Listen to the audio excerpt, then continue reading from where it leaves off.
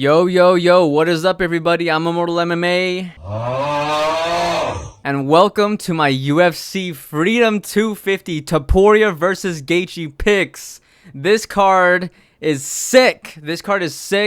And before I get on to the card and before I get on to every single fight, breaking them down each individually, who I think will win, what the styles are going to look like, you know, what fight is close and what fight is not, I do want to do a moment of silence. Today I'm recording on the day of the card, and I saw that reports came out that Oliver Tree has passed away from a helicopter crash. And I was a big fan of Oliver Tree, and I still listen to his music to this day.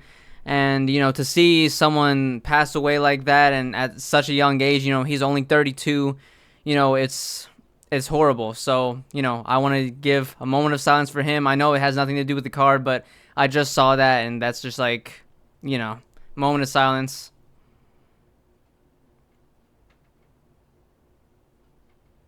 All right, now with that out of the way, we can get on to something more positive. UFC Freedom 250, Topuria versus Gaethje. Let's start with the very first fight. Now, this fight has me, it has me scared because I am a Diego Lopez fan. Like, I am a big Diego Lopez fan. I've been a fan of him since his debut in the UFC when he fought against Movzar. I thought he just made that fight so exciting. He made that fight great. And ever since then, I've been watching every single one of his fights. I've been rooting for him every single time. Even against Volkanovski, I was rooting against Volkanovski. And I love Volkanovski. But I was rooting for Diego Lopez. I love Diego Lopez, and I do want him to win this fight against Steve Garcia, but this is a tough test. Okay, Steve Garcia has nasty striking. He has nasty striking, a lot of power, very, very good striker. And, you know, when he gets on top of you on, like, with his ground and pound, nasty ground and pound, what he did to my boy Melchizedek Costa. And if any of you have seen my breakdown of Melchizedek Costa versus Allen, you know, go check that out if you haven't already on my channel. But I love Melky. And to see my boy Melky get done so dirty by Steve Garcia, it was insane ground and pound. It was scary to watch. It was so bloody. But he's going against Diego Lopez, just coming off a loss against Volkanovski. Before that, he had won against Gene Silva. And this is a really interesting fight. It's a really interesting fight because it's like, you know, you have Diego Lopez who, he doesn't have the best head movement. You know, he has a little bit better now compared to before in his earlier career in the UFC, but he still doesn't have, you know, the best head movement. And Diego Lopez is, you know, he's kind of like a blockhead. You know, his chin, he has an iron chin. You know, he's taking some really strong strikes from Gene Silva. You know, Alexander Volkanovski was hitting him with some really clean strikes. He's taking strikes from a lot of guys, and his chin is still held up. And he's going against Steve Garcia, who is really good at boxing and has a lot of power, a lot of head movement. He uses a lot of head movement. It's kind of like the exact opposite because Steve Garcia, he doesn't have the best chin. So it's kind of like, it's like literally like opposites of each other. Like Steve Garcia, a guy that moves his head a lot and doesn't have a really good chin, against Diego Lopez, who doesn't move his head a lot but has a really good chin. And both of them have great striking, and both of them have dangerous striking. I would say, you know, Steve Garcia is way more technical with his striking, and he has better mechanics, you know, when he's throwing his strikes compared to Diego Lopez. But on the other side, Diego Lopez still holds danger in his hands. You know, he can still rock you with, like, you know, dirty boxing. A lot of the times he gets into the clinch, hits people with uppercuts that rock them. Steve Garcia, he does pressure a lot. So I could see a moment where, you know, they get into a clinch situation where Diego Lopez rocks Steve Garcia with an uppercut. But I am scared. Again, you know, Steve Garcia, he has a lot of pressure when he's fighting. In his last fight against David Onama, he was more patient than his fights before that. So, you know, if he comes in more patient against Diego Lopez, which is obviously the smart thing to do, you don't want to, like, just rush Diego Lopez, or, you know, you'll end up like Gene Silva. If he does this, like, if he does this smart, I could see him definitely, like, hurting Diego Lopez, and that's really scary because I don't want my boy Diego Lopez to lose, okay? I do not want him to lose. But here's the one thing that I really think is going to push this in the direction of Diego Lopez, and why I will be picking Diego Lopez, is the grappling. Now, the grappling, as we all know, Diego Lopez is a great grappler. He has great submissions. He has great ground and pound. We saw that against Gene Silva. You know, the submissions we've seen in his previous fights. You know, he's going against Steve Garcia, who is good at keeping it on the feet. Like, in his fight with Melchizedek Costa, he was able to stop stop Melky from getting him to the floor. He was able to stop him from latching up any back takes. But Diego Lopez, I rate his grappling higher than Melky. He has really nasty grappling, and I believe that Diego Lopez said something about doing a more grapple-heavy approach to this fight. I could be completely wrong about this, but if he does try to wrestle more with Steve Garcia, if he is smart about it and tries to enter, and especially if Steve Garcia, when he's pressing, when he's coming in, if Diego Lopez enters on a takedown off of him coming in, I could see him definitely getting this to the ground and pulling off a finish on Steve Garcia on the ground. If Steve is more measured, I could see it going that way, but if Steve rushes in, that would also be really bad for him, because when people rush in against Diego Lopez, that is when they get caught, that is when they get cracked. But I just believe that Steve Garcia is going to be too open. We saw against Volkanovski, Diego Lopez actually went for takedowns. Usually he doesn't go for takedowns in a way that's like he's pursuing them. Usually he kind of just gets them off of people doing bad moves, like Gene Civil when he was spinning around. But against Volkanovski, he was actually pushing the wrestling. He was actually trying to shoot in on Volkanovski. Even though Steve Garcia, he is good defensively with the grappling, he is no Volkanovski. Volkanovski is probably the best defensive grappler I've ever seen in the UFC. And Diego Lopez, even though a lot of his takedowns were getting stuffed by Volk and a lot of his grappling was nullified, he was still able to get some decent positions on Volk. So I will go with Diego Lopez. And the second round against Steve Garcia, I think is going to be a TKO by strikes on the ground, or it's going to be a submission on the ground. Either way, I think Diego Lopez gets this down, survives any of the strikes that Steve Garcia presents him. Moving on. Bo Nickel versus Kyle Dawkins. Now, this is a interesting fight because, as you can see down here, well, they don't have the odds, but Bo Nickel is like a plus 300 or something like that, and I really think that he shouldn't be that high. Look. I know everyone. Kyle, are you really gonna try to sell me that Kyle Dawkins? You think Kyle Dawkins is gonna win against Bo Nickel? Just listen. My reasoning that I think this fight is actually really close. Kyle Dawkins, well, first of all, he is a bigger frame, kind of like when RDR faced against Bo Nickel, and obviously RDR is bigger than Kyle Dawkins, but this is a bigger frame than most of the people that Bo Nickel has faced. Let's be real. A lot of people are probably picking Bo Nickel more because of his striking in the last fight. He looked much improved in his striking compared to his other fights, against like Paul Craig and stuff like that. But it was against Rodolfo Vieira. Rodolfo Vieira is not a good striker, okay? He just stands in place. He stands right there. He's so easily hittable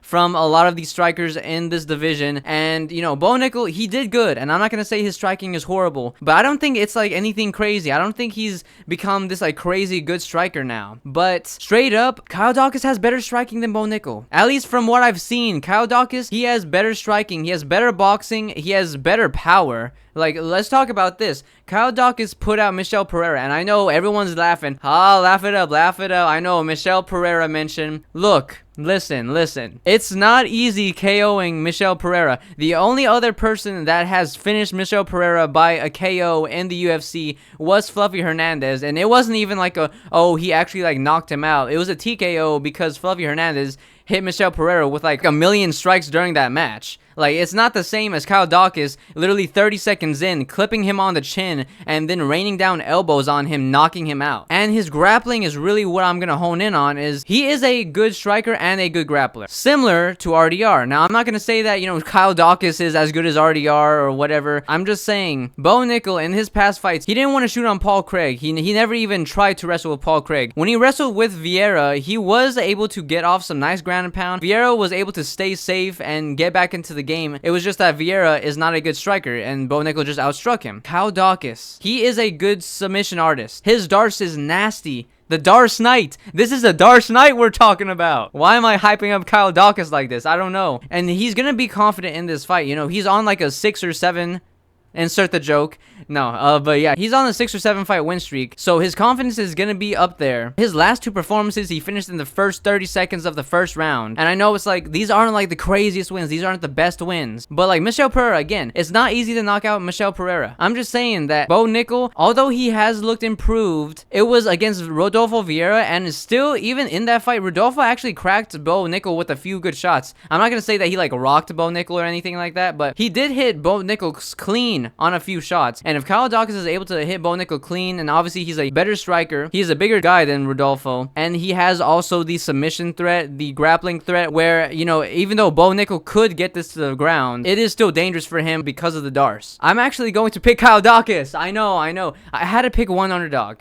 I had to pick one underdog on this card, and I feel like there has to be at least one upset. And I think that out of all the fights, this is the most likely fight to be an upset. Unless Bo Nickel has gotten even much better from his last performance till now in the terms of like striking, the only way I could see Kyle Dawkins losing is if Bo Nickel completely ragdolls him for like 3 rounds straight. But I don't think that's gonna happen. I think Kyle Dawkins is gonna be able to shock the world on this one. I think Kyle Dawkins by decision. I think he's just going to whoop on Bo Nickel, and Bo Nickel is gonna still be in there. He's gonna still have some heart. He's still gonna have some great moments. But I think this was gonna be maybe a 29-28 for Kyle Dawkins. Moving on, Mauricio Rufy versus Michael Chandler. I'm just gonna keep this short. Mauricio Rufy is gonna knock out Chandler. That's gonna happen. It's foretold. This is going to happen. There's no other possibility of Michael Chandler winning. Look, I could say that, oh, Michael Chandler, he's gonna bomb Mauricio Rufy out. Oh, he's gonna fluke it. I don't think that's gonna happen. Mauricio Rufy, in terms of his striking, is such a tactician when it comes to his striking. His footwork is amazing. He has really good head movement. He has good distance managing. He has good everything in the terms of striking. His strikes are nasty power, nasty timing, nasty speed. His striking is beautiful. I love watching his striking. Michael Chandler, he is 40 years old. He's taken a lot of damage throughout his career. His grappling, although, like, sure, he has good wrestling, he doesn't have good BJJ. He's not gonna have some kind of crazy submission threat. Michael Chandler doesn't have good BJJ. We saw that against, like, the Paddy Pimblett fight when he tried to put his hooks in, tried to get on Paddy's back, and he just fell over. And not to mention, when he did grapple with Paddy Pimblett, it looked like he gassed out so fast trying to, like, wrestle with Paddy Pimblett, trying to grapple with Paddy Pimblett. And Mauricio Rufy, even though, yes, he got out grappled and finished by BSD in their fight, he was actually able to reverse the position a few times against BSD. And if he's good enough to do that against BSD with his BJJ, which is better than Michael Chandler's, I would assume that if Chandler does get him down, he will be able to stay safe, get back up on the feet, and rock Michael Chandler and put him out. I'm going with a first round KO for Mauricio Rufy. Moving on, Josh Hokett versus Derek Lewis. The Black Beast. The Black Beast is gonna get this. The Black Beast, he's gonna knock Josh Hokett out. Crafty prediction by me. No, Hokett's gonna win. Hokett's gonna win. Okay, that was a joke. I'm not actually picking Derek Lewis. I'm picking Josh Hokett to win by first round TKO. I think this is how the fight goes. Derek Lewis goes in there. He's plodding around. He's moving forward. Josh Hokett shoots a takedown, gets the takedown, and ground and pound. And Derek Lewis is, I give up. That's how I see this. Maybe not. Maybe Derek Lewis, because he's on the White House. Maybe I gotta, like, stay in here and, like, try to, like, fight back. Actually, maybe, you know, he doesn't just automatically give up and turtle like he did against Waldo Cortez Acosta. I really usually don't like using that analogy because it's like, you know, these are fighters. It was just that, oh, he was tired. He saw that he was losing the fight already, and he just kind of gave up. Josh Hokett, he is so fast. He rocks Curtis Blades so many times in their fight. And Curtis Blades, right now in his career, I know Derek Lewis has a win over him, but, you know, Curtis Blades was winning that fight before that. Curtis Blades, I would say, in this part of their career, Curtis Blades is still one of the top heavyweights, and Derek Lewis is kind of just like, okay, he'll fluke it against someone that's not good, like Talashin Teixeira. He's not in his prime anymore. He's like, what, 41 or something like that. And Josh Hokett, I just think if he uses his wrestling like he should, I think he just goes out there, takes down Derek Lewis, and TKOs him. But moving on, Sean O'Malley versus Amin Zahabi. Sean O'Malley trying to style on Ariel Helwani over here. Listen, Sean O'Malley, I think this is going to be a vintage performance by Sean O'Malley. I think this is going to be like a Cheeto Vera level of performance. And I'm not talking about their first fight. Obviously, I'm talking about their second fight. I think he's going to brutally destroy Amin Zahabi in the strike. I think that he's just going to light him up. I think he's going to break him over the rounds. And I think he's going to get a stoppage in the third round of this fight. Amin Zahabi is tough. Amin Zahabi is very tough, but Sean O'Malley, he does have power, and his striking is just nasty. His striking is nasty. His accuracy is nasty. His movement, oh my goodness. Amin Zahabi, he was struggling really hard against Cheeto, and same with Aldo. And I'm not going to say that Aldo was like horrible in that fight, but obviously, you know, he's past his prime, and he was still putting it on Amin Zahabi and almost KO'd him. And, you know, again, Amin Zahabi's tough. I think that he's going to be able to outlast first and second round of getting beat up. But I really do think from the first to the third, Sean O'Malley is just going to put a clinic in the striking department against Amin Zahabi and derail his winning streak. His last opponent against Song Yadong, that was an opponent to where he had to worry about the power more. Amin Zahabi, he doesn't have the same type of power that someone like Song Yadong has, that Sean O'Malley has to really worry about. In that fight, he was doing so well dodging in every one of his fights. I think he's going to be able to get out of the way of a lot of strikes from Amin Zahabi. He's not really going to get hit cleanly that much. And, you know, the grappling, if Amin Zahabi does choose to grapple, which I would assume he does, I don't think he's going to be able to take down Sean and just like hold him down and like, you know, ground and pound. And Sean O'Malley, he's not the best grappler, obviously. He's not the best grappler. He's mainly a striker, but it's not like he has no grappling. He was able to survive against Song Yadong, and Song Yadong, he is a better grappler than Amin Zahabi from what I've seen. He has way more tools in the grappling department. Other than that, he's stuffed all the takedowns of Aljamain Sterling, and he got out-grappled by Merab Dvalishvili, which, I mean, it's Merab. Merab is literally one of the best grapplers in the entire sport. Are we really going to say that Amin Zahabi is going to be able to do the same? I don't really think so. Probably TKO's Zahabi against the fence or something like that. I'm picking Sean O'Malley by third round KO. And moving on to the co-main event. Now, look, I already went over the co-main and the main event, so what I'm going to tell y'all is I'm going to keep this short on this video so I don't drag this on too much. But if you're interested in seeing my full breakdown of this fight, go check out the video in the top right corner. It already has a lot of views, and, you know, thank you to all my viewers, and thank you to everyone that's watching that video. It is popping off, and I really appreciate the support. It really means a lot that y'all are watching my videos and, you know, giving feedback and stuff like that, so I really appreciate it. I'm picking... Hoo ha ha ha! Hoo ha ha ha!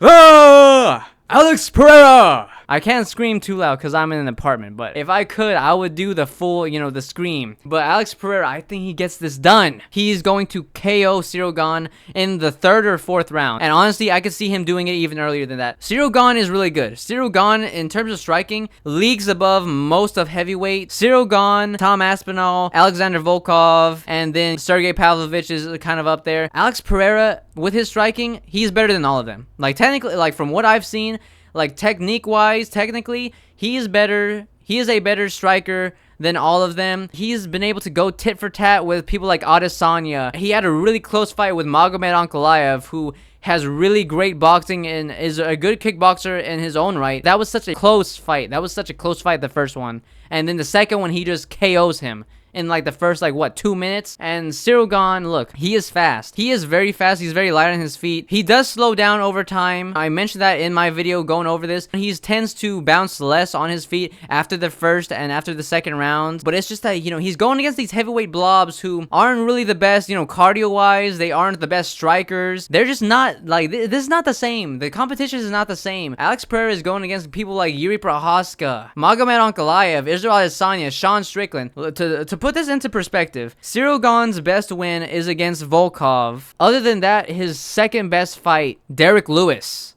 Probably Derek Lewis or Tai Tuivasa. Listen to this. Derek Lewis, Tai Tuivasa. These are the types of names that he is beating. And yes, he's beating them handedly, but, like, are we really going to compare those guys to Alex Pereira? Alex Pereira he's going to be able to carry a lot of power still up at this weight class, especially that he gained weight. Like, he's going to have a lot of power, but unlike guys like Tom Aspinall and Ngannou, he is much more technically sound, and he is much more accurate with his strikes. I believe that with Alex Pereira's accuracy, he's going to be able to catch Ciryl Gane. The leg kicks are still here for Alex Pereira also. Like, just because Ciryl Gane is a southpaw, yes, Alex Pereira has struggled with southpaws in the past, but at the same time, Magomed Ankalaev, he was able to hurt his calf and make him switch stances to orthodox with his calf kicks. I think he has adjusted more to southpaws as time has gone by. And Alex Pereira, as rounds go by, he gets better with the rounds. Like, if you look at his past fights, in his fight with Jan Blachowicz, I believe that the third round was the clearest round for Alex. And, you know, in his fight with Izzy, he knocked him out in the 5th round. In his fight with Khalil, his best round was the 4th. In his fight with Magomed Ankalaev, his best round was the 5th round. And I think that Alex Pereira, if he keeps his pressure, if he's able to back Ciryl Gane up against the fence, he's going to be able to catch him. Not to mention that Ciryl Gane has a tendency of ducking down, which could open up knees for Alex Pereira to hit him to the head. With his leg kicks, he'll be able to slow Ciryl Gane down. With his pressure, if he backs Ciryl Gane up to the fence, if by that time Ciryl Gane's legs are already compromised, then that means that Alex Pereira has even a greater chance of KOing him against the fence. Ciryl Gane also, you know, doesn't have the best power, so I don't really see Alex Pereira just like, oh, he gets caught out of nowhere and then he's like KO'd. And I believe that Alex Pereira is just gonna be like an avalanche, slowly building up with the leg kicks and the body shots and, you know, possibly, you know, head kicks that he lands on Ciryl Gane until it's over. And that's my opinion. I think that Alex Pereira gets this done 3rd or 4th round. And then, of course, the main event, Ilia Topuria versus Justin Gaethje. I also have a video on this. Go check it out if you want more in-depth stuff of me talking about, you know, every single little thing between these two. Ilia Topuria is going to knock him out. Justin Gaethje has no chance, okay? He's not going to use wrestling. If he does use wrestling, Ilia Topuria is a better grappler overall than Justin Gaethje. Justin Gaethje literally almost got caught in a reverse triangle by Fiziev. Think about that. He almost got caught in a reverse triangle by Fiziev. Ilia Topuria has better grappling than Justin Gaethje. He is a better striker. He has more power than Justin Gaethje. And Justin Gaethje, hardest hitter. He's a hard hitter in lightweight. Who was the last guy he put out? He put out Dustin Poirier with a head kick. He KO'd Donald Cerrone. Like, Justin Gaethje, although he has good power, he has, like, really good power, he's not really a finisher like people think. He's not really this crazy, like, one-punch knockout guy. And he leaves himself open so many times. He, like Ciryl Gane, he does this ducking thing where he ducks down with his hands on both sides of his head, and it leaves him open for uppercuts, which he has been caught by. If Ilia Topuria connects as he's ducking with an uppercut, Justin is gonna die. Justin is gonna die. Like, this is literally going to be the first death in UFC history. I think Ilia would just outbox him. You know, the leg kicks, like, Justin Gaethje's leg kicks are overrated. Like, yes, they do damage, but, like, Dustin Poirier gets hit with, like, what, 30 leg kicks in their first fight, still able to finish Justin Gaethje in the later rounds. Max Holloway gets hit with, like, 20, 30 leg kicks. He has the best round in the entire fight in the 5th, and is able to finish Justin in the 5th. Ilia Topuria is more accurate, better boxer, better defensively, better grappler overall. Younger, like, he literally has all of the advantages. And with Ilia Topuria, he's not gonna get cracked. He's gonna die. He's gonna die! He's gonna die, okay? Ilia Topuria by 1st or 2nd round KO. I would lean to the 1st round, though, but, you know, Justin is tough, so I could see him maybe surviving until the 2nd round. Maybe he runs around a bit, leg kick and run strategy like he did against Khabib. I just think that Justin Gaethje, he's gonna get cracked, he's gonna get wobbled, and Ilia Topuria is just gonna follow up with a nasty shot that just puts Justin Gaethje out cold on the canvas. These are my picks. These are my picks, and I'm going to be 100% accurate. Nobody has better picks than me.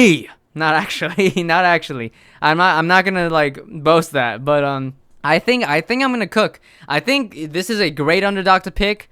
I think I could cook with this card, guys. If I go, like, if I get all of these right, if I go 7 for 7, look, I don't know what I'm gonna do, but I'm gonna do something to celebrate, because I think I could go 7 for 7. I think I could go 7 for 7. I don't think there's gonna be a single boring fight on this card, and I'm going to enjoy every single second of this. This is going to be such a sick card. I might even record, like, my reaction, like, maybe my voice reaction to some of the fights, because, you know, although I won't, like, show myself reacting. But these are all my picks.